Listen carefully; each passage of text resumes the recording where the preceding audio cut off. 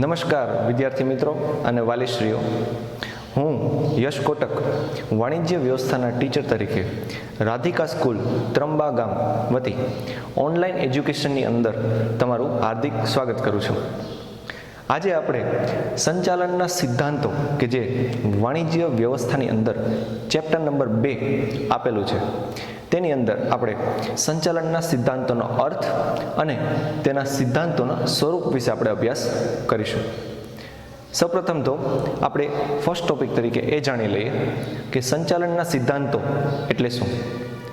કે કોઈ પણ એક કંપની છે તો તેની અંદર જે કાર્ય કરવામાં આવે છે કે જે માનવી દ્વારા કાર્ય કરવામાં આવે છે તો તેને અનુકૂળ એટલે કે સાનુકૂળ બનાવવા માટે સરસ રીતે અને સરસ મજાનું કાર્ય કરવા માટે જે પ્રયત્નો હાથ ધરવામાં આવે છે, જે યુક્તિઓ ઘડવામાં આવે છે અને જે પ્રયુક્તિઓ કે જેનો ઉપયોગ ધંધાકીય નફાની અંદર કરવામાં આવતો હોય તેને શું કહેવાય છે?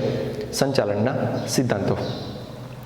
સંચાલનના સિદ્ધાંતોનો બીજો અર્થ એ પણ થાય કે કોઈ એક નીતિ નિયમ છે તેનું પાલન કરવા માટે, તે પ્રમાણે કાર્ય કરવા માટે જે અલગ અલગ પ્રકારની ધારણાઓ કરવામાં આવે છે, જે નિયુક્તિઓ ઘડવામાં આવે છે તેને પણ સંચાલનના સિદ્ધાંતો કહેવાય છે.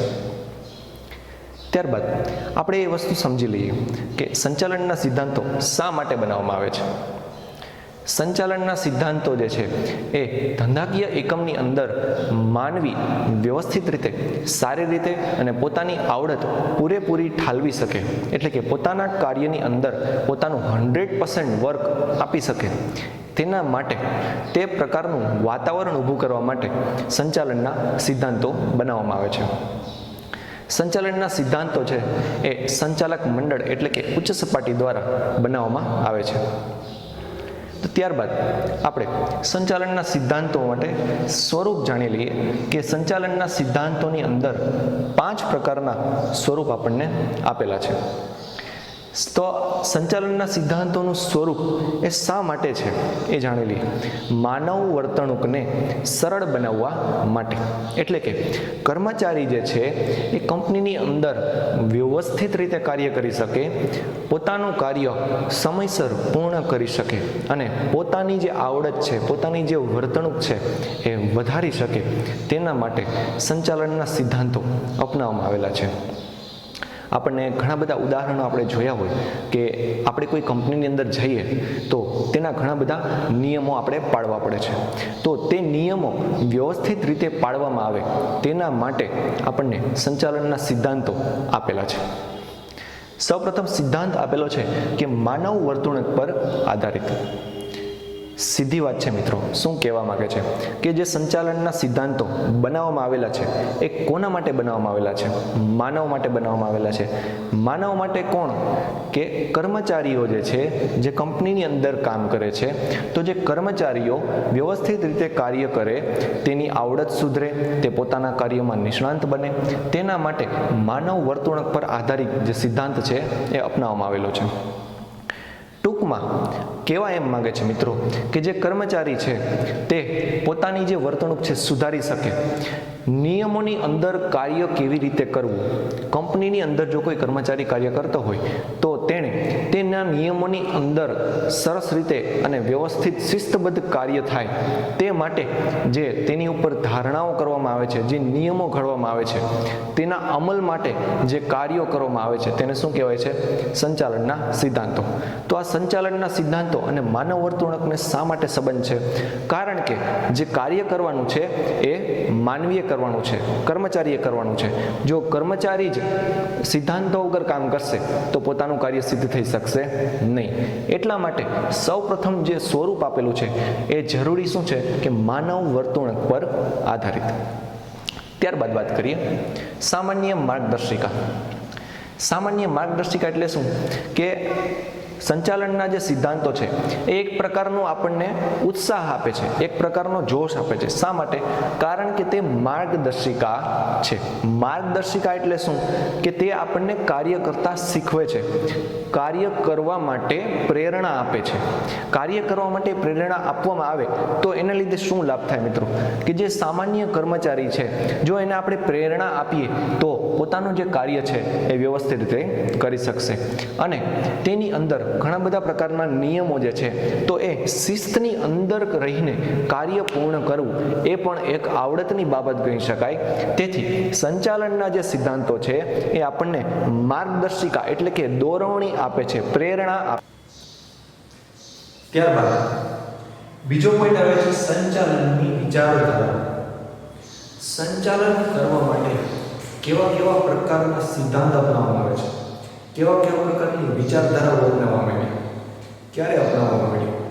19મી સદીની અંદર ક્યાં ક્યાં અર્થશાસ્ત્રીઓએ પોતાના વિચાર રજૂ કરેલા છે, કઈ કઈ રીતે સંચાલન કરી શકાય. કોઈ એક એકમ હોય તો તેની અંદર કેટલા કેટલા પ્રકારના સંચાલનની જરૂર પડે છે. તો તે બધી જે વિચારધારા છે એ ઘણા બધા અર્થશાસ્ત્રીઓએ આપેલી છે. તો તેની અંદર વિચારધારાની અંદર સૌપ્રથમ વિચારધારા જે આવે છે એ કહેવાય છે પ્રશિષ્ટ વિચારધારા. તો પ્રશિષ્ટ વિચારધારા એટલે શું? આપણને પ્રશ્ન થાય કે એનું નામ પ્રશિષ્ટ શું કામ પડેલું છે? તો એમ કહેવામાં આવે છે મિત્રો કે જે વિચારધારા 19મી સદીના અંત સુધીમાં જે રજૂ થઈ છે તેને શું કહેવાય છે? પ્રશિષ્ટ વિચારધારા.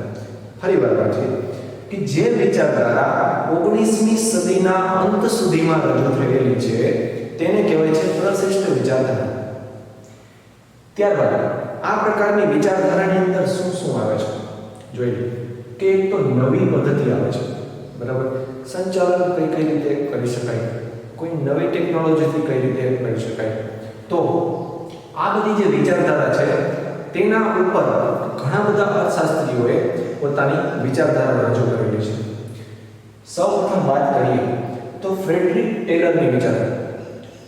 એના જે વિચારો હતા ને એ વૈજ્ઞાનિક સંચાલનના હતા. એટલે કે ફ્રેડરિક ટેલરે એવું કહેલું કે કંપનીએ એટલે કે એકમે વૈજ્ઞાનિક વિચારધારા અપનાવવી જોઈએ, વૈજ્ઞાનિક રીતે સંચાલન કરવું જોઈએ. વૈજ્ઞાનિક સંચાલનની અંદર શું થાય મિત્રો? એક તો નવી વિચારધારા આવશે, પ્લસ ટેકનોલોજી આધારિત વિચારધારા અપનાવી શકાય, ટેકનોલોજીનો ઉપયોગ કરી શકાય. તો ફ્રેડરિક ટેલરે છે ને સમય અને ગતિ નિરીક્ષણ પર ભાર મૂકેલો. એટલે કે સમયસર કાર્ય પૂર્ણ કરવું અને કોઈ કાર્ય છે એ ધીમું ના થાય, એટલે કે યોગ્ય સમયાંતરે થઈ જાય તેના માટેનું છે વૈજ્ઞાનિક સંચાલન.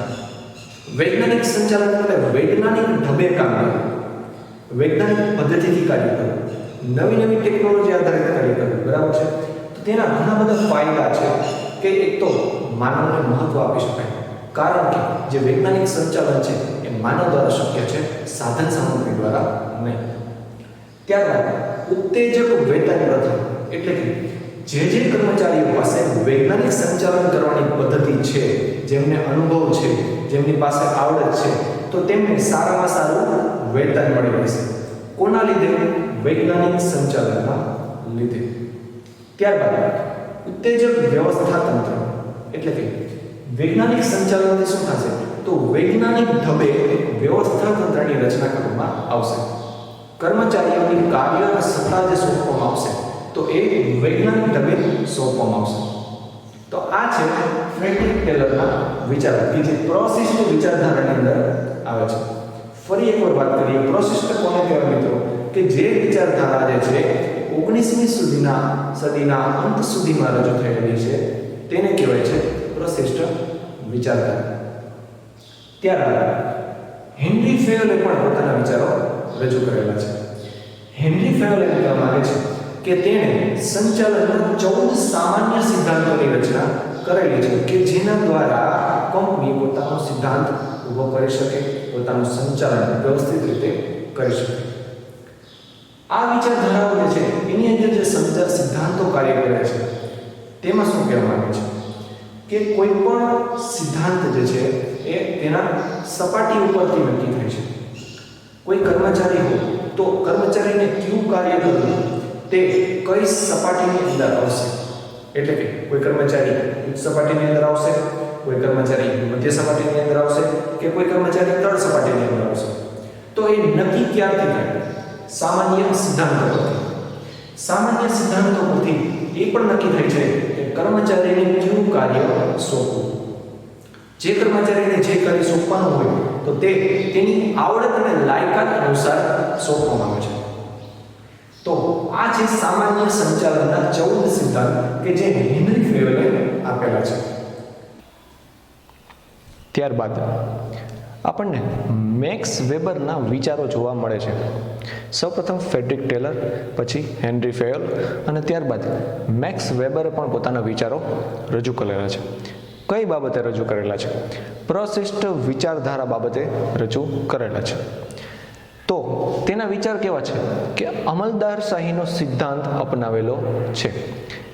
સૌપ્રથમ વૈજ્ઞાનિક સંચાલન હેનરી ફેવેલે, ત્યારબાદ હવે મેક્સ વેબરે શું કીધું કે અમલદારશાહીનો સિદ્ધાંત અપનાવવાનું કહેલું છે. તો તેની અંદર શું આવે છે મિત્રો કે જ્યારે 19મી સદીના અંત સુધીમાં જે ઔદ્યોગિક ક્રાંતિ થઈ હતી, તો એ ઔદ્યોગિક ક્રાંતિને લીધે ઘણા બધા પરિવર્તનો ભેગા થયા છે. તેના લીધે શું થયું મિત્રો કે જે ઔદ્યોગિક એકમો છે તેનો વિકાસ થયો. વિકાસ થયાને બદલે તેનું જે ભૌગોલિક સ્વરૂપ છે એ પણ વધ્યું, તેની આયાત નિકાસ વધી, તેનું ઉત્પાદન, વેચાણ, ખરીદી પણ વધેલું. પરિણામે એકમનું સ્વરૂપ છે એ બદલ્યું. તેના લીધે ઘણો બધો પ્રકારનો ટેકનોલોજીમાં પણ ફેરફાર થયો. જે એકમો ટેકનોલોજી ઉપર આધારિત કામ નહોતા કરતા તે પણ ટેકનોલોજી આધારિત કાર્ય કરે છે.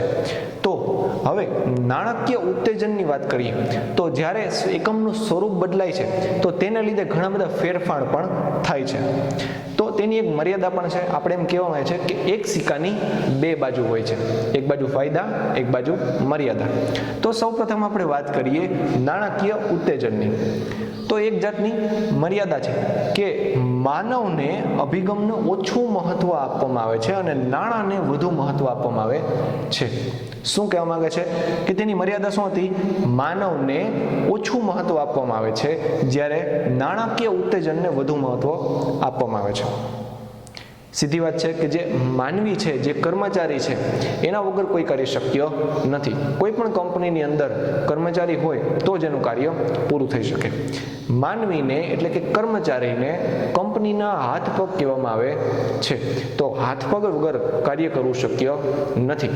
અને તેના લીધે શું થયું તો કે નાણાકીય ઉત્તેજનને વધુ મહત્વ આપેલું, નાણાંનું મૂલ્ય વધેલું, જેથી માનવ અભિગમનું જે મૂલ્ય છે એ ઓછું થયેલું છે.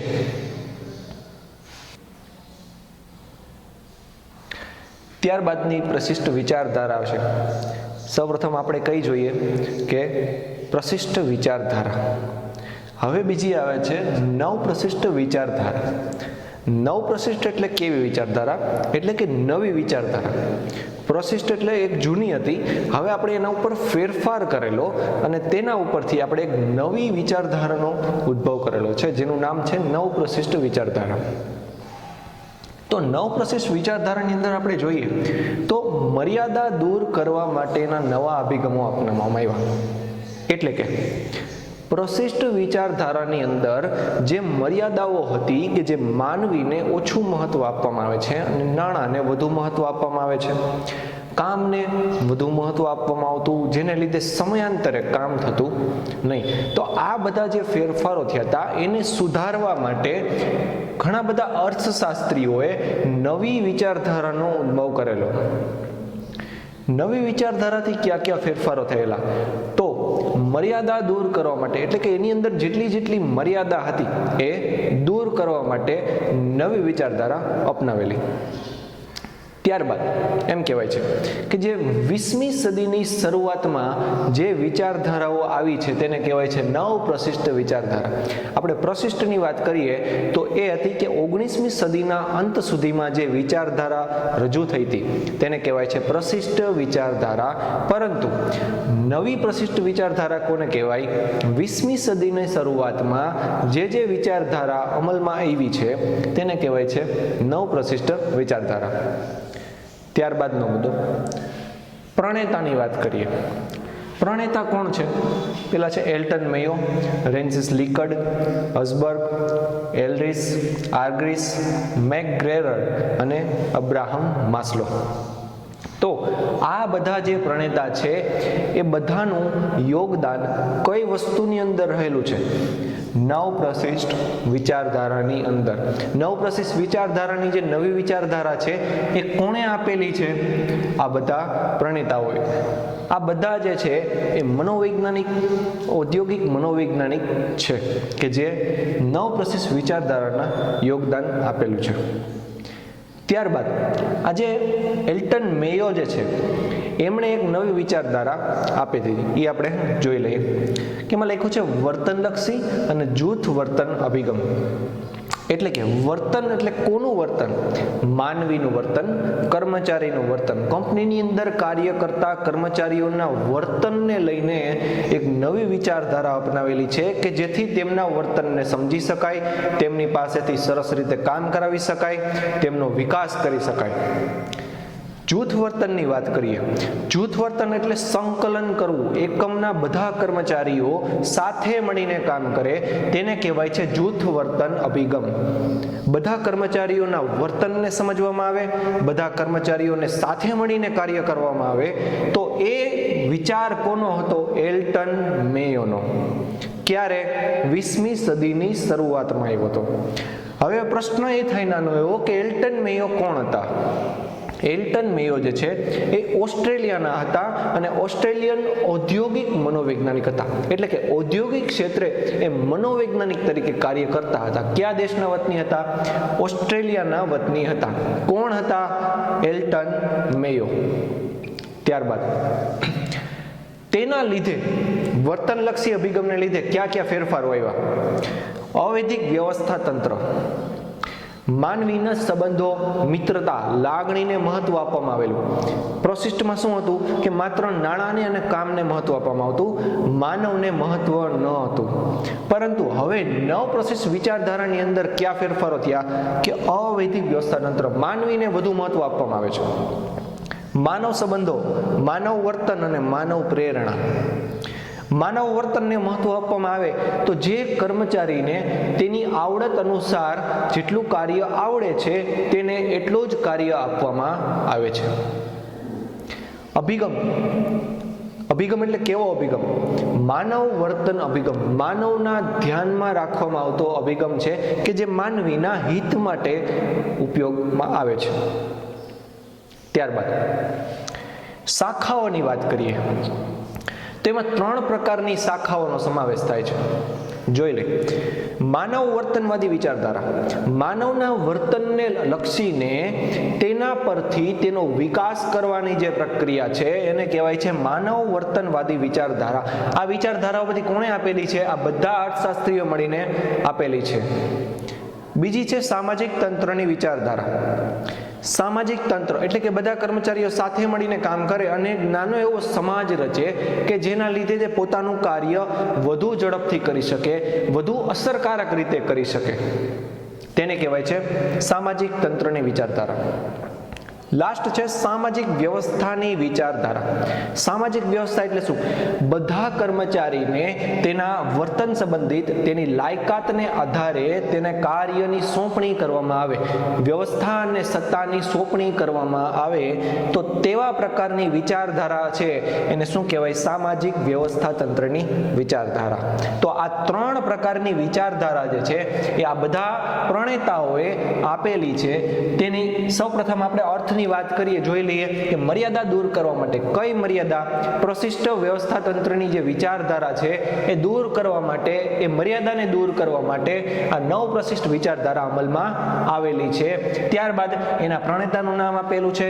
એમાંથી એલ્ટન મેયો જે છે એ ઓસ્ટ્રેલિયન મનોવૈજ્ઞાનિક હતા કે જેણે ઔદ્યોગિક મનોવિજ્ઞાનની અંદર વર્તનલક્ષી અને જૂથ વર્તન અભિગમ અપનાવેલો છે અને તેના લીધે માનવ વર્તનને વધુ મહત્વ આપવામાં આવેલું છે અને તેના પરથી નવી 3 પ્રકારની શાખાઓ ઉદ્ભવેલી છે. તો મિત્રો આ હતી નવપ્રશિષ્ટ. ત્યારબાદ ત્રીજા નંબરની જે વિચારધારાની આપણે વાત કરીએ તો એ છે વર્તન સંબંધી વિચારધારા. વર્તન સંબંધી વિચારધારા આપણને નામથી જ સમજાઈ જાય કે એમાં વર્તનની વાત કરવામાં આવેલી છે. વર્તન સંબંધી એટલે કોના વર્તનની વાત કરેલી? કર્મચારીઓના વર્તનની વાત છે, માનવીના વર્તનની વાત છે. તો તેની અંદર છે ને આપણને એક વસ્તુ જાણવા મળે કે આ વિચારધારાની અંદર માનવીના વર્તનને, માનવીની લાગણીને વધુ મહત્વ આપવામાં આવેલું છે. તો અન્ય વ્યક્તિઓ પાસેથી કામ લેવાની કળા, પહેલું વાક્ય આપણને દેખાય છે કે અન્ય વ્યક્તિઓ પાસેથી કામ લેવાની કળા. તો આપણને યાદ આવે કે આ તો સંચાલનની વ્યાખ્યા છે કે અન્ય વ્યક્તિઓ પાસેથી કામ લેવાની કળા, એને કહેવાય છે સંચાલન. તો આ સંચાલન અને વિચારધારા કે જે વર્તન સંબંધી છે એને ઘણો બધો સંબંધ છે કે જ્યારે કોઈ એકમની અંદર સંચાલન કરવામાં આવે છે, સંચાલનની પદ્ધતિ અપનાવાય છે, તો ત્યારે માનવના વર્તનને વધુ મહત્વ આપવામાં આવે છે. તેટલા માટે તેનો સમાવેશ આ સંચાલનની અંદર એટલે કે આ વર્તન સંબંધી વિચારધારાની અંદર કરેલો છે. ત્યારબાદ બીજો મુદ્દો આપણને આપેલો છે કે માનવી કેન્દ્ર સ્થાને છે અને વધુ મહત્વ આપેલું છે. તો સીધી વાત છે મિત્રો કે જો વર્તન સંબંધી વિચારધારાની અંદર માનવીના વર્તનને વધુ મહત્વ આપવામાં આવતું હોય, બરાબર, તો કર્મચારીને એટલે કે માનવીને કેન્દ્ર સ્થાને રાખવામાં આવે છે અને તેને વધુ મહત્વ આપવામાં આવે છે. એટલે કે બીજી બધી સાધન સામગ્રી કરતાં કર્મચારીને, માનવીને સૌથી વધુ મહત્વ આપવામાં આવે છે, તેના વર્તનને મહત્વ આપવામાં આવે છે. ત્યારબાદ કર્મચારી સંતોષ પર ભાર. તો સીધી વાત છે મિત્રો કે જો કર્મચારી વિશે વિચારવામાં આવે તો કર્મચારીનો સંતોષ પર પણ વિચાર કરવામાં આવે. એટલે કે જે કર્મચારી જેટલું કામ કરે છે તો તેને તેટલો સંતોષ મળવો જોઈએ, તેટલું વળતર મળવું જોઈએ, બરાબર છે. તો તે પ્રમાણે વિચાર કરીને આ વર્તન સંબંધી વિચારધારાની અંદર કર્મચારી સંતોષ ઉપર ભાર મૂકવામાં આવેલો છે. ત્યારબાદ સંબંધો છે, નેતૃત્વ, અભિપ્રેરણ, માહિતી સંચાર. એટલે કે માનવી વચ્ચેના સંબંધો, માનવી વચ્ચેના નેતૃત્વ એટલે કે જે વ્યક્તિ છે એ સંચાલન કરે છે, જે વ્યક્તિ અધિકારી છે વિભાગીય, તેની વાત કરેલી છે. અભિપ્રેરણ, માહિતી સંચાર. અભિપ્રેરણ એટલે માર્ગદર્શન આપવું, માહિતી સંચાર એટલે માહિતીની આપ-લે કરવી. તો આ બધા જે પોઈન્ટ છે એ કોની અંદર સમાવેશ કરવામાં આવેલા છે? વર્તન સંબંધી વિચારધારાની અંદર. શા માટે? કારણ કે તેમાં માનવીને વધુ મહત્વ આપવામાં આવે છે. ત્યારબાદ સમસ્યા ઉકેલ પર ભાર લીધો છે. સમસ્યા ઉકેલ એટલે શું? તો કે કર્મચારીને કોઈ પ્રશ્ન હોય, કોઈ માનવીને કોઈ પ્રશ્ન હોય, તેની સમસ્યા હોય, તો તેનો ઉકેલ ઝડપથી લાવી શકાય એના માટે માનવ વર્તનને સમજવું જરૂરી છે. એટલા માટે તેનો સમાવેશ વર્તન સંબંધી વિચારધારામાં કરવામાં આવેલો છે. ત્યારબાદ એમ પણ કહેવા માંગે છે કે ભાઈ જો આમાં આટલા બધા ફાયદા હોય, વર્તન સંબંધી વિચારધારામાં માનવીને વધુ મહત્વ આપવામાં આવતું હોય, તો તેના ગેરફાયદા પણ હોય છે, તેની મર્યાદા પણ હોય છે. એક સિક્કાની બે બાજુ છે એમ કહી શકાય. તો મર્યાદાની વાત કરીએ તો સૌપ્રથમ મર્યાદા છે આર્થિક પરિબળોની અવગણના. શું કહેવા માંગે છે કે જો સૌથી વધારે મહત્વ માનવીને આપવામાં આવે તો જે આર્થિક પરિબળો છે કે જે સાધન સામગ્રી છે તેને થોડું ઓછું મહત્વ આપવામાં આવે તો તેના પર પણ એકમ કામ કરે છે. કારણ કે એકમ છે એ મશીન અને સાધન સામગ્રી પર પણ કામ કરે છે અને માનવીને પણ સાથે લઈને કામ કરે છે. બંને વગર કોઈ પણ વસ્તુ શક્ય નથી. જો બંનેમાંથી કોઈ એક વસ્તુ ન હોય તો પણ કર્મચારીનો એટલે કે કંપનીનો ઉદ્દેશ સિદ્ધ થઈ શકતો નથી. ત્યારબાદ બીજો છે માનવ સંબંધોની જાળવણી. સમજી લઈએ, માનવ સંબંધોની જાળવણી છે એ અશક્ય બનેલી છે. કારણ કે જો માનવના વર્તન ઉપર વધારે ધ્યાન આપવામાં આવે તો તે પ્રમાણેનું એને કાર્ય પણ આપવામાં આવે છે. જો વ્યક્તિ કાર્ય જ કરતો રહી જાય તો માનવ સંબંધો કે જે માનવ સંબંધોની જે જાળવણી છે તેનો સમય મળશે નહીં. માનવીને પણ વધુ ધ્યાન આપવામાં આવશે નહીં. કારણ કે તેમાં ઉત્પાદકતાને વધુ મહત્વ આપવામાં આવે છે. એટલે કે કાર્ય ઉપર ભાર મૂકવામાં આવે છે, જેનાથી ઘણીવાર માનવ સંબંધો પર ધ્યાન આપવામાં આવતું નથી. ત્યારબાદ ચોથા પ્રકારની જે વિચારધારા આવે છે એનું નામ છે આધુનિક વિચારધારા. આધુનિક વિચારધારા એટલે નવી વિચારધારા કે જે ટેકનોલોજી આધારિત ઉદ્ભવેલી છે.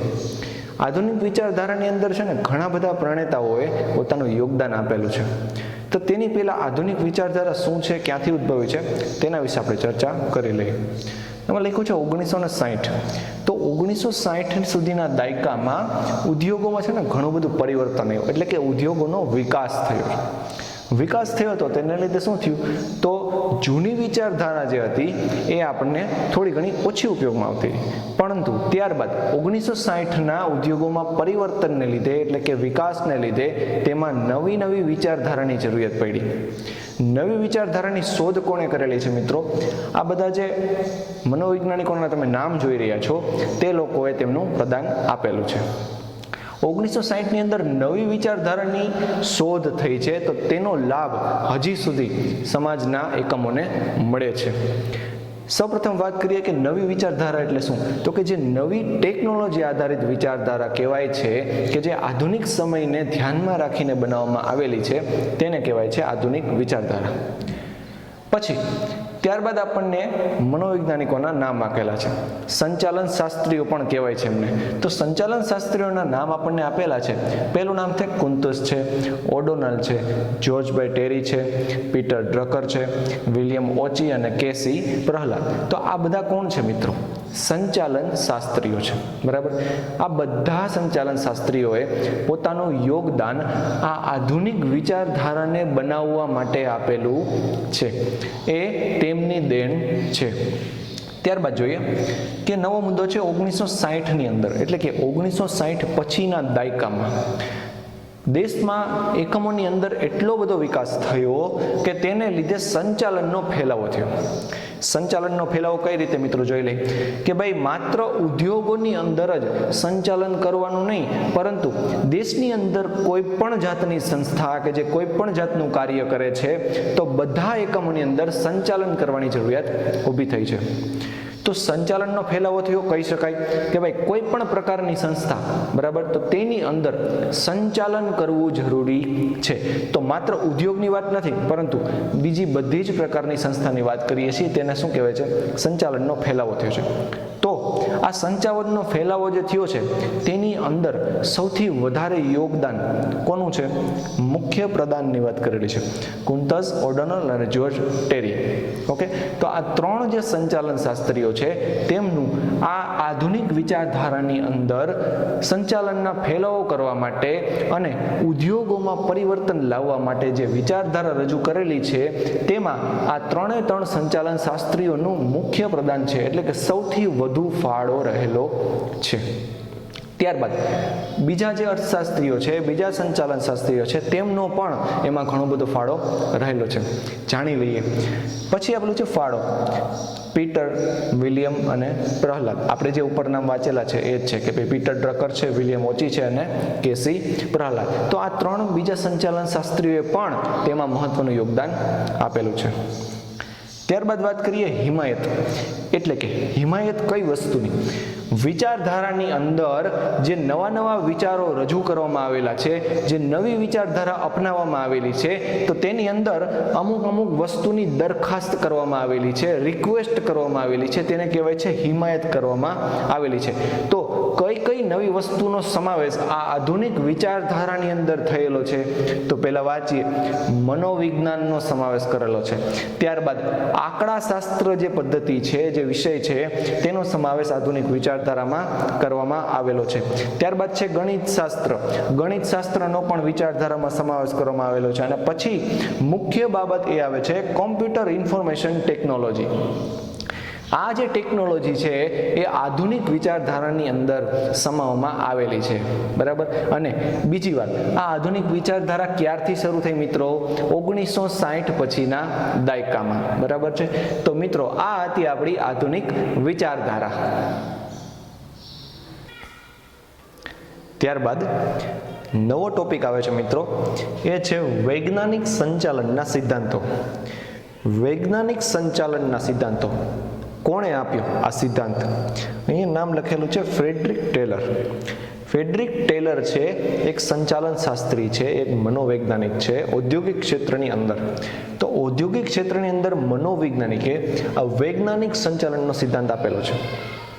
પહેલી વાત તો કે વૈજ્ઞાનિક સંચાલન એટલે શું સમજી લ્યો. કે વૈજ્ઞાનિક સંચાલન એટલે નવી ટેકનોલોજી આધારિત, નવી વિચારધારા આધારિત જે સંચાલનની પદ્ધતિ હાથ ધરવામાં આવે છે તો તેને કહેવાય છે વૈજ્ઞાનિક સંચાલન, કે જેમાં નવી નવી યુક્તિઓ, નવી નવી પદ્ધતિઓ, વ્યવસ્થિત અને કાર્યનિષ્ઠ કર્મચારીઓનો સમાવેશ થાય છે કે જે વૈજ્ઞાનિક ઢબે કામ કરે છે, નવી પદ્ધતિથી જે કામ કરે છે અને જે આધુનિક સમયમાં ખૂબ જ વખણાય છે તેને કહેવાય છે વૈજ્ઞાનિક સંચાલનના સિદ્ધાંતો. સંચાલન કરવાના સિદ્ધાંતોની વાત કરેલી છે, આપણને દેખાય છે. તો સંચાલન કરવાના અમુક સિદ્ધાંતો હોય છે, એ આપણને ખ્યાલ છે, પણ વૈજ્ઞાનિક રીતે સંચાલન કેમ કરવું એ આ ફ્રેડરિક ટેલરે આપણને સમજાવેલું છે. કઈ રીતે કરવું, તેની અંદર કઈ કઈ વસ્તુનો સમાવેશ થાય છે સમજી લઈએ. સૌપ્રથમ છે વૈજ્ઞાનિક પદ્ધતિ. વૈજ્ઞાનિક પદ્ધતિની વાત કરીએ મિત્રો તો એકદમ નવી પદ્ધતિની વાત કરેલી છે કે જેમાં જૂની રૂઢિગત જે પ્રણાલીઓ જે હતી, જે જૂની પદ્ધતિઓ હતી તેમનો સમાવેશ થતો નથી. પરંતુ ફ્રેડરિક ટેલરે એવું કીધેલું છે કે કોઈ પણ ધંધાકીય એકમની અંદર વૈજ્ઞાનિક પદ્ધતિથી કાર્ય થવું જોઈએ, જૂની પદ્ધતિથી નહીં. કોઈ પણ કાર્ય કરો તો એ વૈજ્ઞાનિક ઢબે થાય, જેથી કરીને કોઈ પણ કાર્ય સમયસર અને વ્યવસ્થિત રીતે પૂર્ણ થાય. ત્યારબાદ બીજો પોઈન્ટ આવે છે આયોજન અને અમલ. આયોજન એટલે કે આયોજન બનાવવું. કઈ વસ્તુનું આયોજન? કાર્ય કરવા માટેનું આયોજન. કાર્ય કરવાનું માટેનું જે આયોજન છે ને એ પહેલાના સમયમાં કામદારો પોતે બનાવતા અને પોતે જ અમલ કરતા. એટલે કે પહેલા તેનું આયોજન બનાવતા અને પછી તે જ કાર્ય પોતે કરતા. પણ હવે શું કીધું છે કે જે વૈજ્ઞાનિક સંચાલન છે તો તેની અંદર હવે આયોજનનું કાર્ય કોણ કરશે? આયોજન બનાવશે કોણ? નિષ્ણાંત વ્યક્તિ બનાવશે, વિભાગીય અધિકારી બનાવશે. અને આ જે નિષ્ણાંત વ્યક્તિઓ છે એ કાર્યનો અમલ કોની પાસે કરાવશે? નિમ્ન સપાટીના કર્મચારીઓ પાસે અથવા તો કામદારો પાસે. તો બનાવશે કોણ આયોજન? નિષ્ણાંત વ્યક્તિઓ. તેનો અમલ કોણ કરશે? નિમ્ન સપાટીના કર્મચારીઓ. એટલે કે નિમ્ન સપાટીના કર્મચારીઓએ માત્ર કાર્ય કરવાનું છે, વહીવટનું કાર્ય કરવાનું છે. જ્યારે આયોજન બનાવવાનું કાર્ય કોણ કરશે મિત્રો? નિષ્ણાંત વ્યક્તિઓ. ત્યારબાદ વૈજ્ઞાનિક સંચાલનની અંદર ત્રીજો પોઈન્ટ છે કે કઈ કઈ રીતે વૈજ્ઞાનિક સંચાલનમાં કાર્ય વિશ્લેષણ ભાગ ભજવે છે. કાર્ય વિશ્લેષણ એટલે નિરીક્ષણ કરવું. નિરીક્ષણ કઈ વસ્તુનું? કાર્યનું નિરીક્ષણ કરવું. કોના કાર્યનું? કર્મચારીના કાર્યનું. તો કર્મચારી જે કાર્ય કરે છે, જે વૈજ્ઞાનિક ઢબે કાર્ય કરે છે, તો વૈજ્ઞાનિક ઢબે કાર્ય કરતા કરતા કઈ વસ્તુ વધારે સારી લાગે, કઈ વસ્તુ ઓછી સારી લાગે, એટલે કે જે કાર્ય કરે છે તો તેમાં કેટલો ખર્ચ થાય છે, કેટલી આવક થાય છે, તે કાર્ય કેટલું સારું થાય છે, તે કાર્ય છે એ પૂરું ક્યારે થશે, કેટલો સમય લાગશે, કેટલી ગતિથી થાય છે. તો તેને કહેવાય છે કાર્યનું વિશ્લેષણ કરવું, નિરીક્ષણ કરવું, શોધ કરવી, કે જેનાથી કોઈ પણ કાર્ય છે વહેલી તકે પૂરું થાય, ઓછા ખર્ચે પૂરું થાય, ઓછા સમયે પૂરું થાય અને વ્યવસ્થિત ગતિથી પૂરું થાય, કોઈ ભૂલ રહિત હોય. બરાબર? તો એને કહેવાય છે કાર્યનું વિશ્લેષણ કરવું. તેનો સમાવેશ કેમાં થાય છે મિત્રો? વૈજ્ઞાનિક સંચાલનના સિદ્ધાંતોની અંદર. ત્યારબાદ પ્રમાણીકરણ. પ્રમાણીકરણની વાત કરીએ તો કઈ વસ્તુનું પ્રમાણીકરણ કરવું પડે? એટલે કે સરળીકરણ, ચોકસાઈ રાખવી પડે. કઈ વસ્તુની? કંપની જે કાર્ય કરે છે તો કંપનીને એ કાર્ય કરવા માટે તેની પાસે જરૂરી સાધન સામગ્રી છે કે નહીં, તેની પાસે મશીનરી છે કે નહીં. બરાબર છે? તો આ બધી વસ્તુનું પહેલેથી જ પ્રમાણીકરણ કરવામાં આવે છે. એટલે કે કાર્ય શરૂ કરતા પહેલા આ બધી વસ્તુની ચકાસણી કરવામાં આવે છે કે આ બધી સાધન સામગ્રી, મશીનરી, કર્મચારીઓ કંપની પાસે છે કે નહીં. જો હોય તો અને તો જ કાર્ય શરૂ કરવામાં આવે છે, જો ન હોય તો તેમને લાવવામાં આવે છે. એટલે કે પ્રમાણીકરણ કઈ વસ્તુનું? સાધન સામગ્રીનું, મશીનરીનું, કર્મચારીઓનું પ્રમાણીકરણ ક્યારે કરવામાં આવે? સંચાલન શરૂ કર્યા પહેલા, કોઈ કાર્ય શરૂ કર્યા પહેલા. ત્યારબાદનો મુદ્દો છે વૈજ્ઞાનિક પદ્ધતિ એટલે કે પસંદગી અને તાલીમ. તો પસંદગી અને તાલીમ કોને આપવામાં આવે મિત્રો? સીધો પ્રશ્નનો જવાબ આવે કે કર્મચારીને આપવામાં આવે છે. પણ અહીંયા વૈજ્ઞાનિક શબ્દ લખેલો છે. વૈજ્ઞાનિક એટલે નવી ઢબે પસંદગી કરવી, નવી ઢબે તેમને તાલીમ આપવી. તો કહેવાય એમ માંગે છે મિત્રો કે વૈજ્ઞાનિક સંચાલનની અંદર કોઈ પણ કર્મચારી જ્યારે કંપનીની અંદર ભરતી થાય છે, એ કર્મચારી નવા કર્મચારી તરીકે કાર્ય કરવા આવે છે, તો ત્યારે તેમને જે કાર્ય કરવાનું છે, બરાબર છે, તો તેમની જે પસંદગી થાય છે તો તેને તે જ કાર્ય માટે નિયુક્ત કરવામાં આવે. તેને જે કાર્ય આવડે છે, તેની જે લાયકાત છે, તેની જે શિક્ષણ છે, બરાબર છે, તેની જે શક્તિ છે, તો તેને એ જ કાર્ય આપવામાં આવે. દાખલા તરીકે કોઈ વ્યક્તિ કોમ્પ્યુટરનો નિષ્ણાત હોય તો તેમને કોમ્પ્યુટરને લગતું જ કાર્ય આપવામાં આવે છે. તો તે રીતે એની પસંદગી અને એની સત્તા અને ફરજોની સોંપણી થવી જોઈએ. અને જો એને તે વસ્તુ એટલે કે તે કાર્ય કરવાની અંદર કોઈ ભૂલ લાગતી હોય અથવા તો ન આવડતું હોય તો તેને વૈજ્ઞાનિક પદ્ધતિથી તાલીમ આપવામાં આવે છે, એટલે કે નવી પદ્ધતિથી તાલીમ અપાય છે. તો આ એક કોનો સિદ્ધાંત છે મિત્રો? વૈજ્ઞાનિક સંચાલનનો સિદ્ધાંત છે. ત્યારબાદ છે નાણાકીય ઉત્તેજન. સીધી વાત કરીએ કે જે કર્મચારી નવી પદ્ધતિથી કાર્ય કરે છે, એટલે કે વૈજ્ઞાનિક ઢબે કાર્ય કરે છે, કે જેની અંદર સમયસર કાર્ય થાય છે, વ્યવસ્થિત કાર્ય થાય છે, ભૂલ વગરનું કાર્ય થાય છે, બરાબર, અને પોતે તે કાર્યના નિષ્ણાંત છે, તો તેમને સારું એવું વળતર પણ મળવું જોઈએ, બરાબર છે. તો તે તેના કાર્ય બદલ સારું એવું વળતર મેળવી શકે અને સારું એવી કાર્ય વધુ ધ્યાન આપી શકે, વધુ કાર્યક્ષમ બની શકે, તેના માટે વૈજ્ઞાનિક સંચાલને આ સિદ્ધાંતનો ઉપયોગ કરેલો છે કે નાણાકીય ઉત્તેજન આપવાથી, એટલે કે તેમને વધુ વળતર અને સારું વળતર આપવાથી કર્મચારીના ઉત્સાહમાં વધારો થાય છે. જો કર્મચારીના ઉત્સાહમાં વધારો થાય તો ઓટોમેટિક તેના કાર્યમાં વધારો થાય છે, તેની કાર્યક્ષમતામાં વધારો થાય છે, તેની કાર્યની શક્તિ અને તેની આવડતમાં પણ વધારો થાય છે અને ઉત્સાહભર્યા સાથે કામ કરે છે. એટલા માટે નાણાકીય ઉત્તેજન એટલે એક પ્રકારનું પ્રોત્સાહન, બરાબર છે, તો તેને નાણાકીય પ્રોત્સાહન આપવામાં આવે છે. ત્યારબાદનો જે મુદ્દો છે કરકસર. કરકસર કઈ રીતે વૈજ્ઞાનિક સંચાલનની અંદર ભાગ ભજવે છે સમજી લો મિત્રો, કે કરકસર છે એ ઉત્પાદનને લગતું કાર્ય છે. ઉત્પાદન જ્યારે કરવામાં આવે છે, દાખલા તરીકે કોઈ એક કંપનીની અંદર એક વસ્તુનું ઉત્પાદન કરવામાં આવે છે, તો એ વસ્તુના ઉત્પાદન કરતી વખતે ઓછામાં ઓછો ખર્ચ થાય અને ત્યારે તેનું વેચાણ છે એ સારામાં સારી કિંમતે વેચાણ કરવામાં આવે તો કંપનીને વધુ લાભ થશે, વધુ નફો થશે.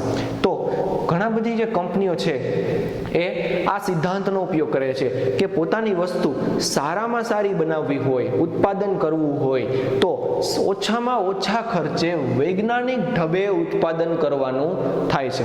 કઈ ઢબે? વૈજ્ઞાનિક ઢબે ઉત્પાદન કરવાનું હોય છે. તેટલા માટે કરકસરને આ સિદ્ધાંતમાં સમાવવામાં આવેલો છે. ત્યારબાદની વાત કરીએ માનસિક ક્રાંતિ. માનસિક ક્રાંતિ એટલે શું? તો કે વૈજ્ઞાનિકો છે એ એવું ઈચ્છે છે કે આ સંચાલનના સિદ્ધાંતોની અંદર છે ને, જે એકમની અંદર કર્મચારી કામ કરે છે, જે કામદારો કામ કરે છે, તો તેમને માનસિક રીતે શાંતિ થવી જોઈએ, એટલે કે તે પોતાના કાર્યમાં એકાગ્ર થઈ શકે, તે પોતાનું કાર્ય વ્યવસ્થિત કરી શકે. તેના માટે આ માનસિક ક્રાંતિનો જે સિદ્ધાંત છે અપનાવવામાં આવેલો છે.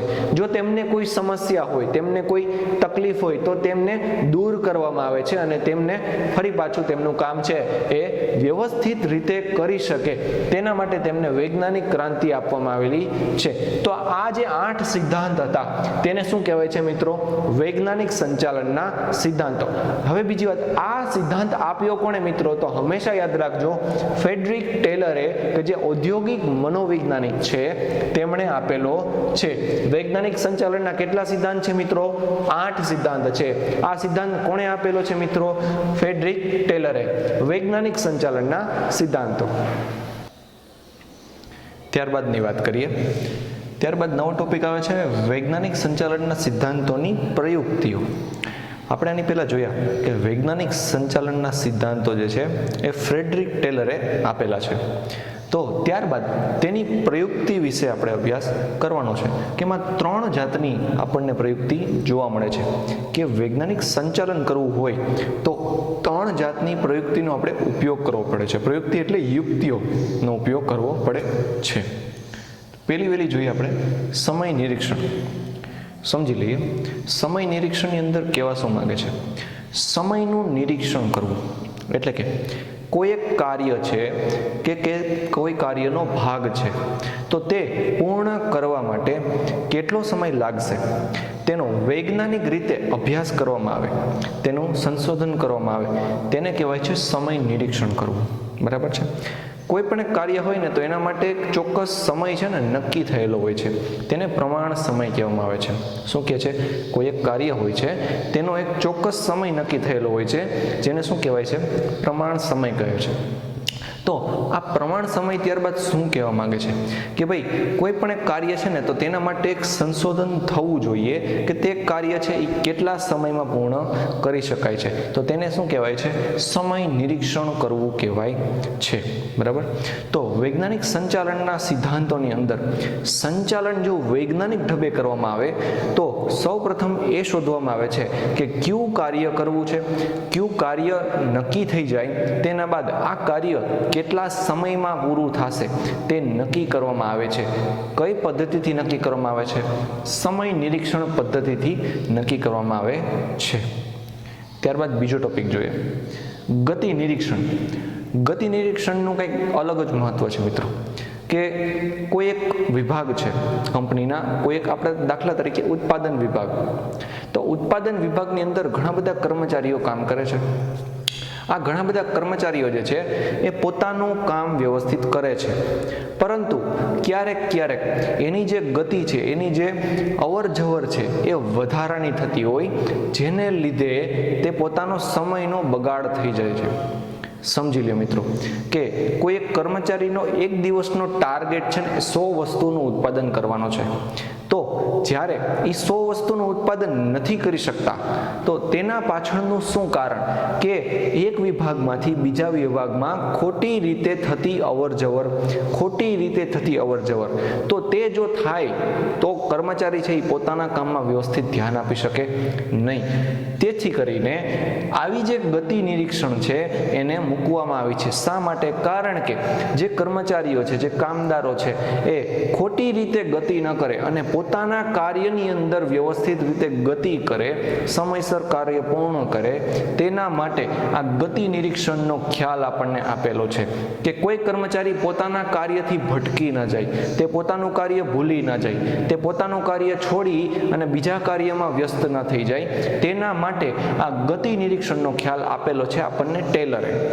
ટેલર જે અર્થશાસ્ત્રી હતા તેમણે આપણને ખ્યાલ આપેલો છે કે કોઈ પણ કર્મચારી જો પોતાના કાર્યની અંદર વ્યવસ્થિત ધ્યાન આપશે તો તેની ગતિ છે, જે વધારાની ગતિ છે તેને રોકી શકાશે અને જે સાચી દિશામાં જે ગતિ કરવામાં આવે તેને વધારી શકાશે. ત્યારબાદ ત્રીજો ટોપિક આપણે જોઈએ, ભિન્ન વેતન દરની પદ્ધતિ. ભિન્ન એટલે અલગ અલગ, વેતન દરની પદ્ધતિ એટલે કે વેતન ચૂકવવાની પદ્ધતિ. કોઈ પણ એક કંપની છે કે જે વૈજ્ઞાનિક રીતે સંચાલન કરે છે, વૈજ્ઞાનિક સંચાલનના સિદ્ધાંતોને અનુસરે છે, તો એ કંપની છે એ પોતે વૈજ્ઞાનિક રીતે જ કામ કરતી હોય તો તેની અંદર વેતન દર ચૂકવવાની પદ્ધતિ જે છે એ કઈ રીતે કામ કરશે?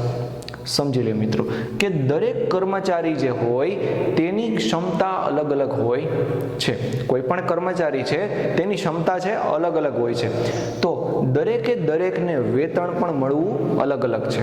દાખલા તરીકે કોઈ એક કર્મચારી છે જે અનુભવી છે, લાયકાત ધરાવે છે, શૈક્ષણિક રીતે સારું કરે છે, તો તેનું કામ પણ સારું હશે, તો તેને વેતન દર તેના સમયના પ્રમાણમાં મળવું જોઈએ, એમ ટેલર જે છે એ કહેવા માંગે છે. શું કહેવા માંગે છે મિત્રો?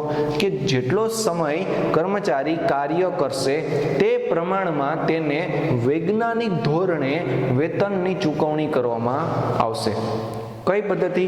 વૈજ્ઞાનિક ધોરણે વેતનની ચૂકવણી કરવામાં આવશે. શેના પરથી ચૂકવણી કરવામાં આવશે? કર્મચારી જેટલો સમય કામ કરે છે તે પ્રમાણે ચૂકવવામાં આવશે. આ ખ્યાલ કોણે આપેલો છે મિત્રો? ટેલરે આપેલો છે. તો આ ભિન્ન વેતન દરની પદ્ધતિની અંદર ઘણા બધા એવા કર્મચારી પણ હશે કે જે નિમ્ન કક્ષાના હોય, ઓછો અનુભવ ધરાવતા હોય, ઓછી લાયકાત ધરાવતા હોય, તો અને ઓછા સમય માટે કાર્ય કરતા હોય તો તેમને તે પ્રમાણે વેતન દર ચૂકવવામાં આવે છે. અને જે લોકો વધુ સમય માટે કામ કરે છે તો તેમને વધુ વેતન ચૂકવવામાં આવે છે. તો મિત્રો આ જે છે એ વૈજ્ઞાનિક સંચાલનના સિદ્ધાંતોની પ્રયુક્તિઓ આપણને 3 જોવા મળે છે: સમય નિરીક્ષણ, ગતિ નિરીક્ષણ અને ભિન્ન વેતન દરની પદ્ધતિ. ત્યારબાદના પોઈન્ટની આપણે વાત કરીએ. પછી આવે છે હેનરી ફેયલના સંચાલનના સિદ્ધાંતો. આપણને યાદ હોય તો મિત્રો કે હેનરી ફેયલે સંચાલનના સામાન્ય 14 સિદ્ધાંતો આપેલા છે કે જેનાથી ટેકનોલોજી અંદર ઘણો બધો ફેરફાર આવેલો છે, સંચાલનની અંદર ઘણો બધો ફેરફાર આવેલો છે, એકમોમાં ઘણો બધો વિકાસ થયેલો છે. કોના લીધે? હેનરી ફેયલના સંચાલનના સામાન્ય 14 સિદ્ધાંતોની વાત કરેલી છે. તો સૌપ્રથમ આપણે પહેલા તેના 7 સિદ્ધાંતોની વિશે વાત કરીશું, ત્યારબાદ આપણે તેના બીજા 7 સિદ્ધાંતોની વાત કરીશું. તો પહેલા 7 સિદ્ધાંતોને આપણે સમજી લઈએ કે આ સંચાલનના 14 સિદ્ધાંતોમાં શું શું કહેવા માંગે છે, કે જેમાં અલગ અલગ પર્ટિક્યુલર એટલે કે અલગ અલગ વસ્તુઓને લઈને એને પોતે એક સિદ્ધાંત તૈયાર કરેલો છે. જોઈએ. સૌપ્રથમ છે શ્રમ વિભાજનનો સિદ્ધાંત. શ્રમનું વિભાજન, શ્રમ એટલે કાર્ય, વિભાજન એટલે તેના વિભાગ પાડવા, ભાગ પાડવા. તો કાર્ય છે તેના ભાગ પાડવા માટે આ સિદ્ધાંતની અંદર કહેવામાં આવેલું છે કે કોઈ એક કર્મચારી છે તો તેણે સાથે મળીને કાર્ય કરવું જોઈએ કે જેથી કરીને બધા કર્મચારી પોતપોતાનું કાર્ય છે એ કરી શકે, બધા કર્મચારીઓ વચ્ચે કાર્યોના ભાગ પડી શકે, શ્રમનું વિભાજન થઈ શકે. બરાબર? તો સૌથી મોટી અસર, સૌથી વધુ અસર કોને થશે? સંચાલન મંડળ જે હોય છે તેમને થશે. કારણ કે સૌથી વધારે કાર્યભાર છે ને સંચાલક મંડળની ઉપર હોય છે, ઉચ્ચ સપાટી ઉપર હોય છે. તો આ જે ઉચ્ચ સપાટી છે તો તે જો તેના કાર્યનું શ્રમ વિભાજન કરે, તે પોતાના કાર્યનું વિભાજન કરે તો બધા કર્મચારીઓ વચ્ચે થોડું થોડું કાર્ય વહેંચાઈ જશે, જેથી બધા કર્મચારી પોતપોતાની રીતે પોતાનું કાર્ય કરી શકશે, જેથી કરીને સંચાલક મંડળ પર કાર્યનો જે ભાર જે છે એ ઓછો આવશે. તો આ શ્રમ વિભાજનની અંદર એમ જ કહેવા માંગે છે મિત્રો કે કોઈ પણ એકમની અંદર જ્યારે કાર્યની સોંપણી કરવામાં આવે છે તો દરેક કર્મચારીને તેના પૂરતું કાર્ય આપવામાં આવે, જેથી કરીને કોઈ કર્મચારી પર વધારે ભાર ન આવે, કોઈ કર્મચારી છે એ ઓછો ભાર ન આવે અને સંચાલક મંડળ વ્યવસ્થિત કાર્ય કરી શકે, તે પોતાના સંચાલનની બીજી વસ્તુ પર ધ્યાન આપી શકે. તેટલા માટે તેમના પર ભાર ઓછો કરવા માટે કાર્યની વહેંચણી કરવામાં આવતી હોય છે. તે આ શ્રમ વિભાજનના સિદ્ધાંતને લાગુ પડે છે. ત્યારબાદ બીજો આપણે જોઈએ સત્તા અને જવાબદારીનો સિદ્ધાંત. સત્તા અને જવાબદારી છે એના સિદ્ધાંતની વાત કરેલી કે ભાઈ કોઈ કર્મચારી છે તો તેને તેના કાર્ય માટેની સત્તા મળવી જોઈએ. તેનું જે કાર્ય છે તેને શું કહેવાય છે? જવાબદારી કહેવાય છે. તેના કાર્યને જવાબદારી કહેવાય છે. તો તેના કાર્ય અનુસાર તેને સત્તાની સોંપણી કરવામાં આવે. તેને શું કહેવાય છે? વ્યવસ્થિત રીતે સત્તાની સોંપણી કરેલી કહેવાય. દાખલા તરીકે કોઈ કર્મચારી છે તો તેની લાયકાતને લઈને ધ્યાનમાં રાખવામાં આવે, તેના શૈક્ષણિક વર્ષોને ધ્યાનમાં રાખવામાં આવે, પ્લસ તેના અનુભવને ધ્યાનમાં લેવામાં આવે, તેની માનસિક અને શારીરિક શક્તિને ધ્યાનમાં લેવામાં આવે, તેની પોસ્ટને એટલે કે તેના હોદ્દાને ધ્યાનમાં લેવામાં આવે. તો તેના આધારે તેને સત્તાની સોંપણી કરવામાં આવે છે. તેને કેવા પ્રકારનું કાર્ય સોંપાય છે, કેટલું કાર્ય સોંપાય છે, ઓછું સોંપાય છે કે વધારે સોંપાય છે, તો તેને તે પ્રમાણે કાર્યની સોંપણી કરવામાં આવે છે. અને જો તેને કાર્યની સોંપણી કરવામાં આવે તો તેને સત્તા તે પ્રમાણે જ મળવી જોઈએ. કોઈ કર્મચારીને ઓછું કાર્ય કરવાનું હોય તો તેને સત્તા ઓછી આપવામાં આવે છે. કોઈ કર્મચારીને વધારે કાર્ય કરવાનું હોય તો તેને સત્તા વધારે આપવામાં આવે છે. તો આ સત્તા અને જવાબદારીના સિદ્ધાંતમાં કહેવા એમ માંગે છે મિત્રો કે કોઈ કર્મચારીને તેની લાયકાત, તેના અનુભવ, તેની આવડત પર અને તેના કાર્યના ભાર પર સત્તાની જવાબદારી જવાબદારી સત્તાની વહેંચણી કરવામાં આવે છે, બરાબર છે. ત્રીજો પોઈન્ટ આપણે જોઈએ, શિસ્તનો સિદ્ધાંત છે. શિસ્ત એટલે એક જાતનું અનુશાસન, બરાબર છે. એને કહેવાય છે કોઈ પણ એકમની અંદર, કોઈ પણ ધંધાકીય એકમની અંદર શિસ્ત છે એ હોવું જ જોઈએ.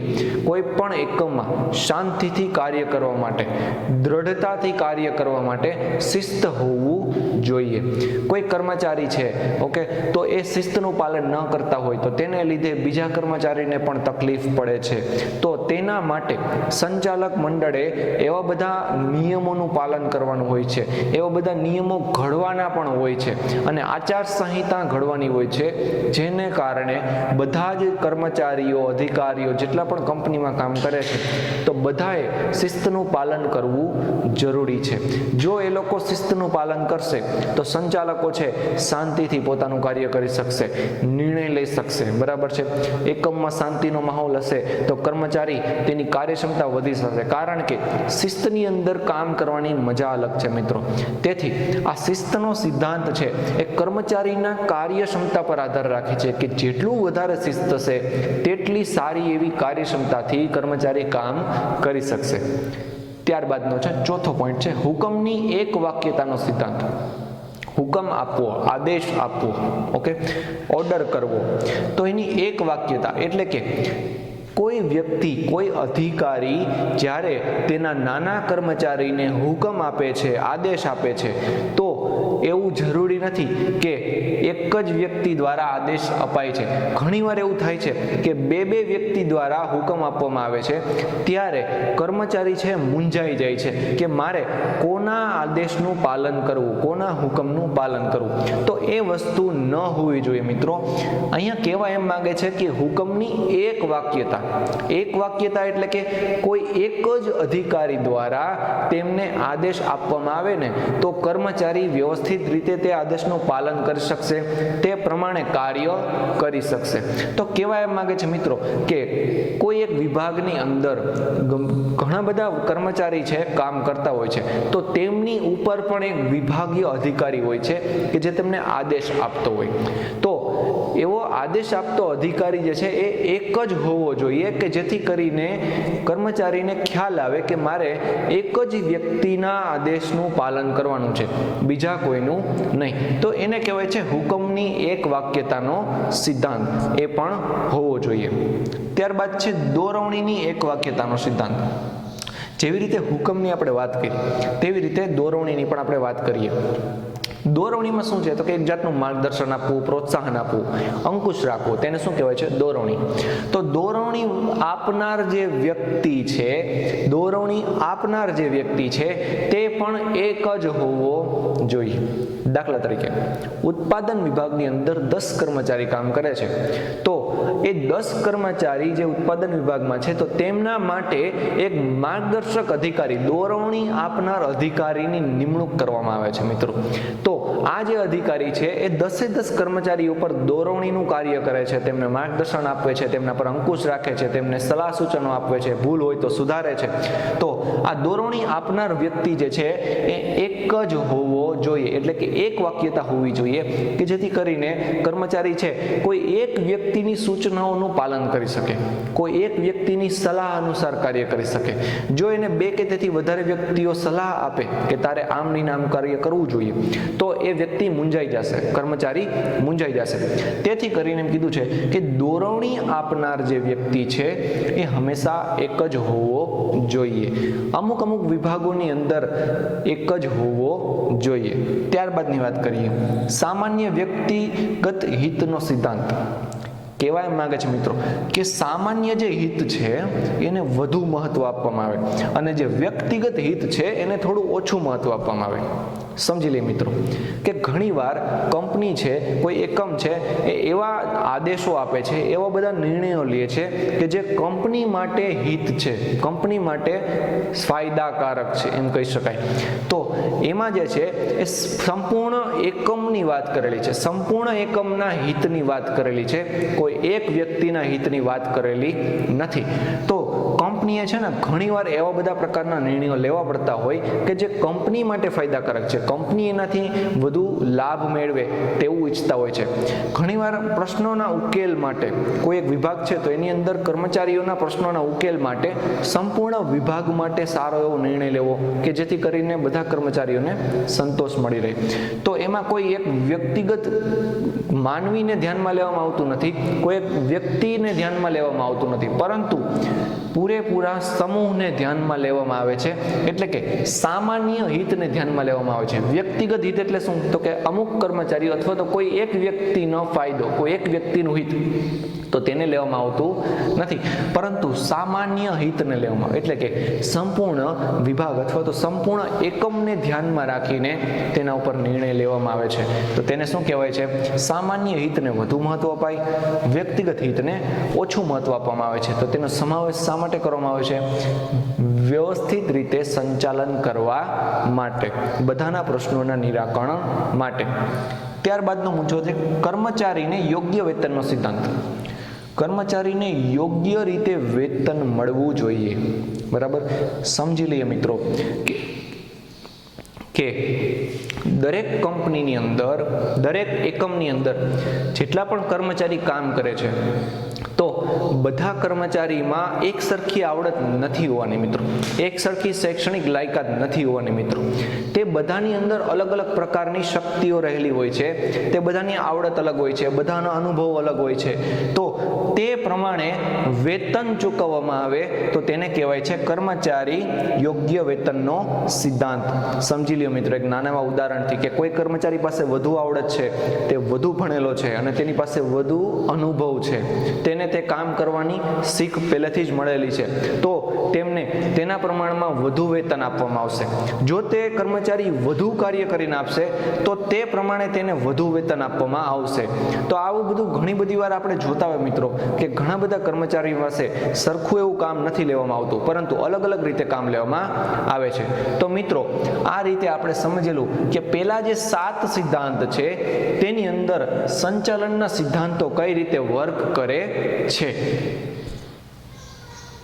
ત્યારબાદ 8મા નંબરના સિદ્ધાંતની આપણે વાત કરીએ તો એ છે કેન્દ્રીકરણનો સિદ્ધાંત. કેન્દ્રીકરણ એટલે શું? આપણે અગાઉના ચેપ્ટરમાં એકવાર ભણી ગયા છે મિત્રો કે કેન્દ્રીકરણ એટલે કે સત્તા જે છે એ એક જ સપાટી ઉપર કેન્દ્રિત કરીને રાખવી, એટલે કે સાચવી રાખવી. તો સૌથી વધુ સત્તા કોની પાસે હોય મિત્રો? સંચાલક મંડળ પાસે, એટલે કે ઉચ્ચ સપાટી પાસે સૌથી વધુ સત્તા હોય છે. તો આ જે કેન્દ્રીકરણનો સિદ્ધાંત છે ને એ નાના એકમની અંદર ઘણો બધો પ્રકારનો જે સફળ થયો છે, પણ જે મોટા એકમ હોય ને તો ત્યાં આપણે વિકેન્દ્રીકરણ અપનાવવું પડે. વિકેન્દ્રીકરણ એટલે શું? કે સત્તાની વહેંચણી કરવી. કર્મચારીઓ પાસે સત્તા જ્યારે આપવામાં આવે છે તો જ્યારે તેની પાસેથી કામ લેવામાં આવે છે તો તે કામ કરાવવા માટે અમુક પ્રકારની સત્તા આપવામાં આવે છે કે જેને એક જાતની છૂટછાટ કહી શકાય, તો તેને કહેવાય છે વિકેન્દ્રીકરણ. પણ ઘણીવાર નાના એકમોની અંદર કેન્દ્રીકરણને લીધે ઘણા બધા પ્રકારના ફેરફાર પડે છે, જેથી કરીને કર્મચારીની કાર્યક્ષમતા વધી જાય છે. જ્યારે તેને આદેશ આપવામાં આવે છે તો તે વધુ વ્યવસ્થિત રીતે કાર્ય કરે છે, વધુ કાર્યક્ષમથી કાર્ય કરે છે, પોતાનો પૂરેપૂરો ઉત્સાહ એમાં ઠાલવી દે છે. તો ઘણા બધા પ્રકારના એકમોની અંદર આપણે કેન્દ્રીકરણનો ઉપયોગ કરીએ છીએ. ઘણા બધાની અંદર કે જે મોટા એકમો છે તેની અંદર આપણે વિકેન્દ્રીકરણનો ઉપયોગ કરીએ છીએ.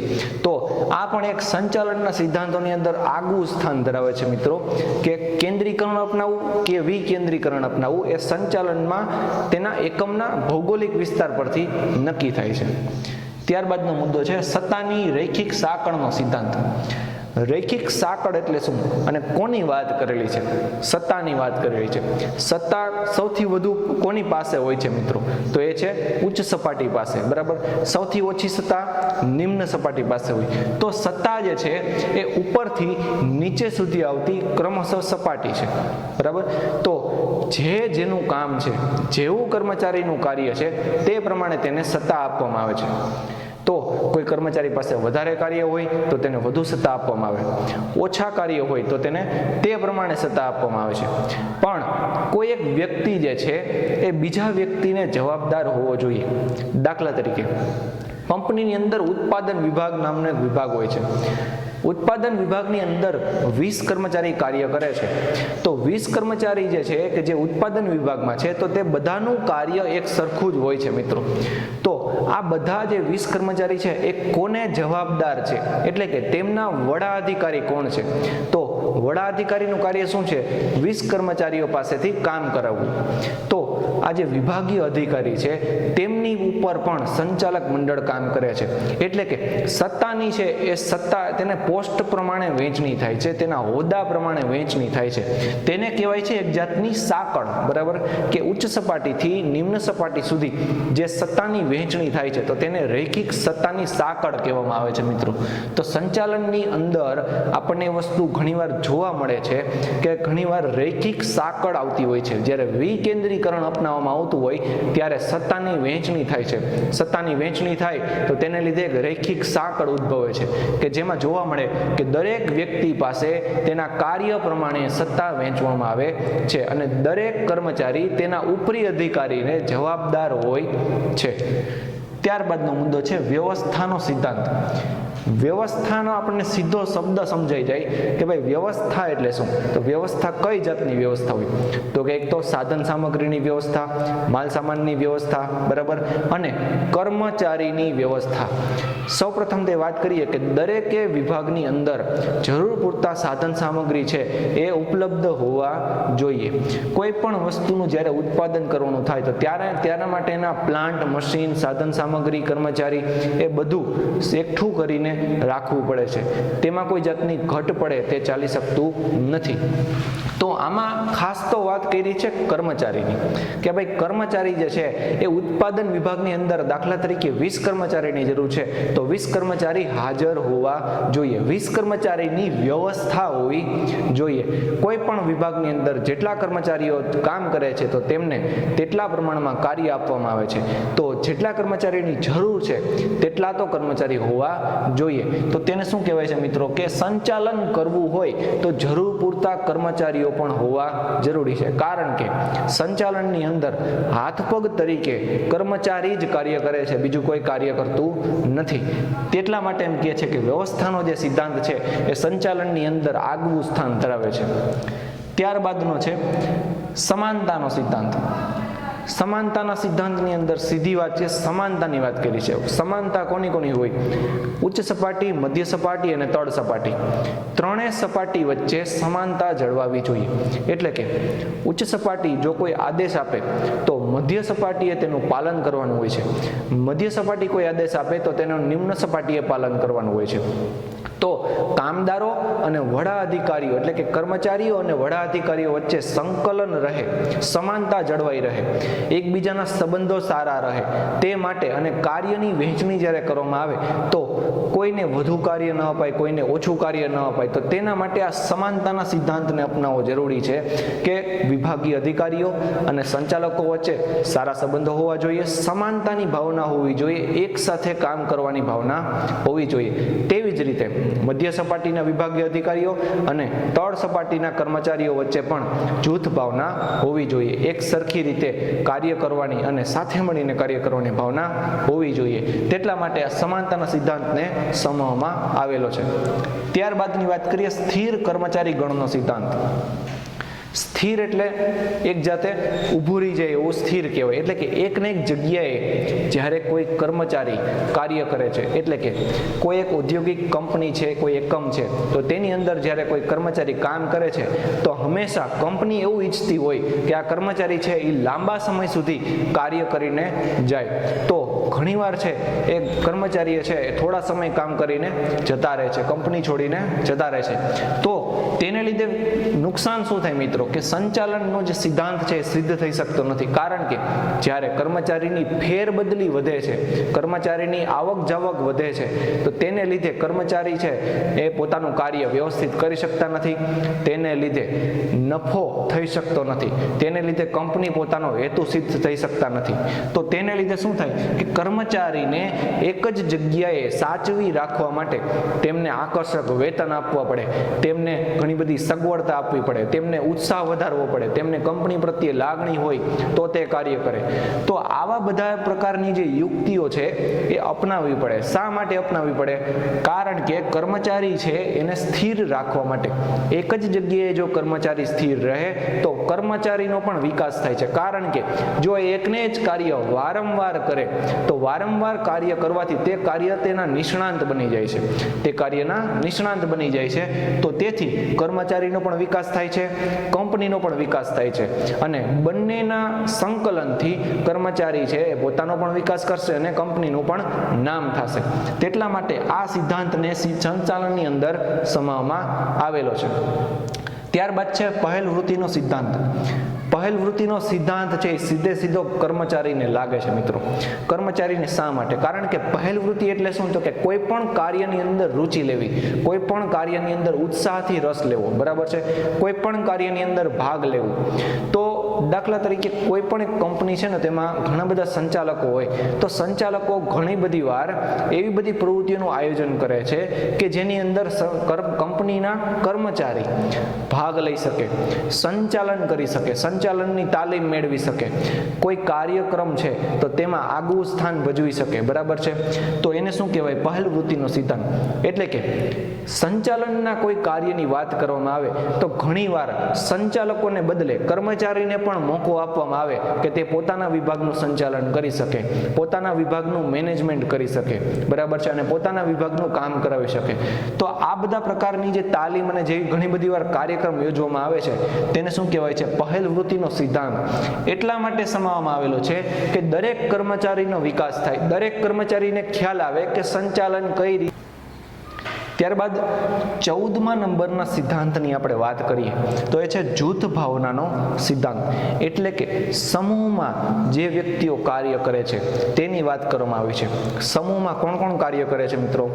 એક વિભાગની અંદર જેટલા કર્મચારી હોય તે લોકો સમૂહમાં કાર્ય કરે છે, એટલે કે સાથે મળીને કાર્ય કરે છે. વિભાગીય અધિકારીઓ અને સંચાલક મંડળો બંને પણ સાથે મળીને કાર્ય કરે છે. કર્મચારીઓ અને વિભાગીય અધિકારીઓ પણ સાથે મળીને કામ કરે છે. કામદારો જે છે નિમ્ન સપાટીના, તો તે લોકો પણ સાથે મળીને કાર્ય કરે છે. એટલે કે કોઈ પણ વિભાગ, કોઈ પણ સપાટી, કોઈ પણ કર્મચારી બધા જો સાથે મળીને કાર્ય કરે તો તેને કહેવાય છે જૂથ ભાવનાનો સિદ્ધાંત. એટલે કે એકબીજા પ્રત્યે સહાનુભૂતિ, એકબીજાને ભાઈચારો, બરાબર છે, અવૈધિક વ્યવસ્થા તંત્ર એટલે કે મિત્રતા, લાગણી, બરાબર છે, તો તે રીતે સમૂહમાં કાર્ય કરે, સાથે મળીને કાર્ય કરે તો તેને શું કહેવાય છે મિત્રો? જૂથ ભાવના કહેવાય છે. તો આ જૂથ ભાવનાના સિદ્ધાંતની અંદર એમ જ કહેવા માંગે છે કે કોઈ પણ કર્મચારી, કોઈ પણ વિભાગ, કોઈ પણ સપાટીએ તેની સપાટી, બીજી સપાટી કે કોઈ બીજા કર્મચારી સાથે સારા સંબંધો સ્થાપવા જોઈએ, બરાબર છે, અને સાથે મળીને કાર્ય કરવું જોઈએ. તો મિત્રો આ જે આપણે જોયા છે કે સંચાલનના સામાન્ય સિદ્ધાંતો જે છે કે જે કોને આપ્યા છે? હેનરી ફેયોલે. કેટલા આપ્યા છે? 14 સિદ્ધાંતો આપેલા છે. તો અહીંયા 14 સિદ્ધાંતો છે એ પૂર્ણ થાય છે. ત્યારબાદ છેલ્લો પોઈન્ટ આપણો આવે છે પીટર એફ ડ્રકરનું સંચાલન ક્ષેત્રે પ્રદાન. બરાબર, પીટર એફ ડ્રકર કોણ હતા જોઈએ તો પીટર ડ્રકર જે છે એ સંચાલન શાસ્ત્રી હતા, બરાબર, કે જે હેનરી ફેયોલની જેમ, ફ્રેડરિક ટેલરની જેમ સંચાલનના સિદ્ધાંતો એણે પણ અપનાવેલા છે, બરાબર. તો તેણે પણ ઘણા બધા જાતનું યોગદાન આપેલું છે. તો સૌપ્રથમ એક જાણી લઈએ કે પીટર એફ ડ્રકર કોણ હતા. તો એક સંચાલન શાસ્ત્રી હતા, બરાબર. તો તેમણે પણ પોતાના ઘણા બધા મત છે એ રજૂ કર્યા છે કે ભાઈ સંચાલન શાસ્ત્રી હોવાને લીધે તેને ઘણી બધી વિચારધારાઓ અપનાવી છે કે દાખલા તરીકે વૈશ્વિકીકરણને લીધે જ્યારે વૈશ્વિકીકરણ છે એ અમલમાં આવ્યું હતું, બરાબર, તો તેને લીધે તે સમયમાં નવી પદ્ધતિઓ શોધવાની જરૂરિયાત ઊભી થઈ. કેવી પદ્ધતિઓ? સંચાલનના સિદ્ધાંતોની પદ્ધતિઓ. સંચાલનના સિદ્ધાંતો કઈ રીતે ઘડવા, સંચાલનના સિદ્ધાંતો કેવી રીતે બનાવવા, તો તે માટેની જે નવી પદ્ધતિઓ છે એ વિકસાવવાની જરૂરિયાત પડી હતી. તો વિકસાવવાની જરૂરિયાત જ્યારે પડી હતી તો ત્યારે પીટર એફ ડ્રકરે પણ ઘણું બધું યોગદાન આપેલું છે કે તેમણે શું કીધું કે માનવ સંપત્તિને મહત્વ, એટલે કે માનવ સંપત્તિ છે કે કોઈ એકમ છે, બરાબર, તો તેની અંદર કર્મચારીને વધુ મહત્વ આપવામાં આવે છે, નહીં કે સાધન અને સામગ્રીને. તો જ્યારે માનવને વધુ મહત્વ આપવામાં આવે તો સીધી વાત છે કે માનવને ગમશે. જો માનવને ગમશે તો કંપનીના સંચાલક મંડળો, માલિકો અને કર્મચારીઓ વચ્ચે સારામાં સારો સંબંધ જળવાઈ રહેશે અને પોતાના જે સિદ્ધિઓ છે, પોતાના જે ધ્યેયો છે એ પૂર્ણ કરી શકશે. તેથી એણે માનવ સંપત્તિને મહત્વ આપ્યું. ત્યારબાદ વાત કરીએ ધ્યેયલક્ષી સંચાલન. તો પીટર ડ્રકરે એમ પણ કીધું છે કે ધ્યેયલક્ષી સંચાલનને પણ ખૂબ જ મહત્વ આપવામાં આવે છે. ધ્યેયલક્ષી એટલે કે હેતુને લગતું સંચાલન, કે જે હેતુ પૂર્ણ કરવો છે તો તે હેતુને ધ્યાનમાં રાખીને તે પ્રમાણે સંચાલનના સિદ્ધાંતો અપનાવવામાં આવે, તે પ્રમાણે સંચાલન કરવામાં આવે કે જેથી તે હેતુ છે સમયસર પૂર્ણ થાય, ઝડપથી પૂર્ણ થાય અને વ્યવસ્થિત રીતે પૂરેપૂરા કાર્ય સાથે પૂર્ણ થાય. તો તેને શું કહેવાય છે? ધ્યેયલક્ષી સંચાલન. કોની દેન છે? પીટર એફ ડ્રકરનું. ત્યારબાદ વાત કરીએ સ્વનિયમનનો સિદ્ધાંત. સ્વનિયમનનો સિદ્ધાંત પણ પીટર ડ્રકરે જ આપેલો છે કે કોઈ કર્મચારી પોતાની રીતે સ્વતંત્ર રીતે કાર્ય કરી શકે જો તેને સત્તાની સોંપણી કરવામાં આવે, તેને તેના કાર્યની સોંપણી કરવામાં આવે અને તે પ્રમાણે તેને સત્તા આપવામાં આવે તો તે પોતાનું કામ છે એ સ્વતંત્ર રીતે કરી શકશે. એને બીજા કોઈ કર્મચારીની જરૂરિયાત રહેશે નહીં. તો એને શું કહેવાય છે? સ્વનિયમનનો સિદ્ધાંત. ત્યારબાદ જોઈએ એકમો માટે ઉપયોગી છે. શું ઉપયોગી છે? સંચાલનના સિદ્ધાંતો. કયા કયા સિદ્ધાંતો? કે ભાઈ જે સ્વનિયમનનો સિદ્ધાંત છે એ ઉપયોગી છે અને જે ધ્યેયલક્ષી સંચાલનનો સિદ્ધાંત છે કે જે ધ્યેયને લગતું કાર્ય કરવામાં આવે, કોઈ ઇતર પ્રવૃત્તિમાં જોડાવામાં આવે નહીં, ધ્યેય વગરનું કાર્ય ન થાય અને ઝડપથી ધ્યેય પૂર્ણ થાય તેની વિચારણા કરવામાં આવે, તેમાં એમ કીધું છે કે એકમ માટે ઉપયોગી છે. એટલે કે દરેક પ્રકારના ઔદ્યોગિક એકમ માટે આ બંને જે સિદ્ધાંત છે એ ઉપયોગી છે. ત્યારબાદ કીધું છે કે આ બધા સિદ્ધાંતો આપવાને બદલે એને આધુનિક સંચાલનના પિતા તરીકે ઓળખવામાં આવે છે. કોને કહેવામાં આવે છે મિત્રો? યાદ રાખજો, એક્ઝામમાં 1 માર્કનો પ્રશ્ન પૂછાય છે કે આધુનિક સંચાલનના પિતાનું નામ આપો, તો આપણે કરવાનું છે પીટર એફ ડ્રકર. શું કહેવામાં આવે છે? આધુનિક સંચાલનના પિતા. શા માટે કહેવામાં આવે છે? કારણ કે તેમને માનવ સંપત્તિને વધુ મહત્વ આપેલું છે, ધ્યેયલક્ષી સંચાલનને પણ ખૂબ જ વધારે મહત્વ આપેલું છે અને તેના ઉપરથી સ્વનિયમનનો સિદ્ધાંત છે અપનાવેલો છે, જેથી આધુનિક સમયની અંદર પીટર એફ ડ્રકરના જે સિદ્ધાંતો છે એ હજુ પણ કાર્યમાં વપરાય છે. તો મિત્રો, આ સાથે આપણો જે આ BA નો બીજું ચેપ્ટર જે છે સંચાલનના સિદ્ધાંતો એ અહીંયા પૂર્ણ થાય છે. Thank you very much.